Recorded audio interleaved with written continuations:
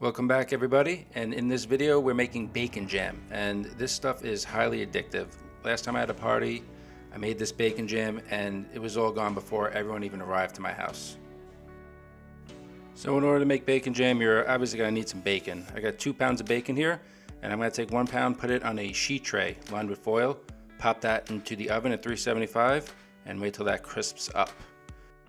Rest of the bacon I'm going to cut into strips, and we're going to put that in the pot. Same pot, we're going to cook all the ingredients for the bacon jam. Put that on about medium-low heat. We don't want to burn it, just let it slowly render the fat out and get crispy. And while the bacon's rendering out, I'm going to take 2 onions, and I'm going to take one of them and dice it up.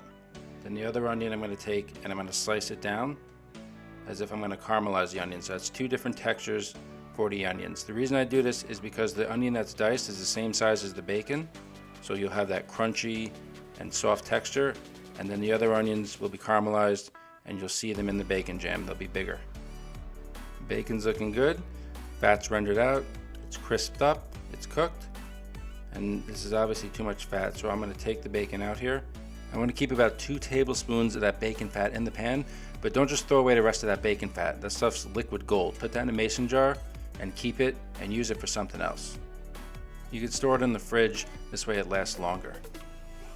So I left about 2 tablespoons of that bacon fat in the pan, and we're going to use that fat to cook the onions in. Add both cuts of the onion, hit it with a little bit of salt, and just scrape that around with a wooden spoon, picking up any bits off the bottom of that pan. It's going to flavor the onions and be the foundation for the whole dish. I want them to caramelize a bit after about 20 minutes, just like this. Going to add in 6 cloves, chopped garlic, and just cook out the raw garlic flavor of that with the onions about a minute or 2. The other pound of bacon's finished from the oven. I took that out, lined it on a paper towel, some of the fat drain off, and now I'm going to take some good bourbon and add this to this bacon jam right into the onions and the garlic, about a 1/4 cup. I'm going to cook off the alcohol of that. Of course, you could leave out the alcohol if you like, but I love the taste of the bourbon in the bacon jam. I'm going to add a 1/4 cup of sherry vinegar. We really need that acid to offset the sweetness in this bacon jam. And then just a little bit of balsamic vinegar, again a little more acid, and some nice color for this bacon jam. Then for the sweetness, 1 cup packed brown sugar. Stir all that together. We want this to become a jam consistency, so we want to let this cook down. And make sure the flame's not too high. You don't want it to burn, just keep stirring it and it'll cook down, the sugars will caramelize, and we'll get that jam-like consistency.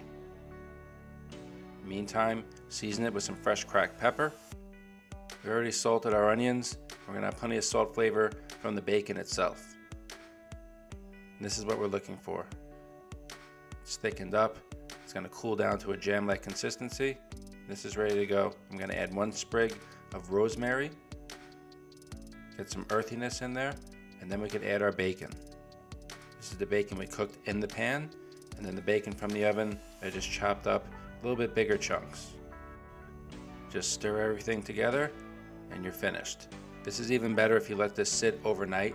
The flavors really come together. You can really do so many different things with this bacon jam. I just served it with some tortilla chips and it was gone in about an hour. You could use it as a topping for burgers. It's really great on eggs in the morning. Anything you want to do with this, it's going to be delicious. Give this bacon jam a try. Don't forget to subscribe to the channel. I'll see you in the next one.